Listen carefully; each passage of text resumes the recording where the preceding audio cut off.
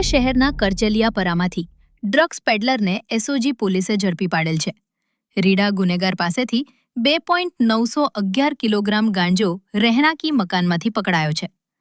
આ પેડલરનું નામ રવિ ઉર્ફે શેરો બારૈયા નામનો વ્યક્તિ છે, જેમની પોલીસે મુદ્દામાલ સાથે ધરપકડ કરી છે.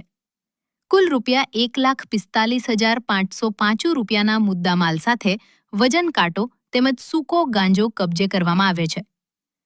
પકડાયેલ રીઢા ગુનેગાર રવિ બારૈયા ઉપર પ્રોહિબિશન અને એનડીપીએસના કુલ 24 ગુના દાખલ થયેલા છે.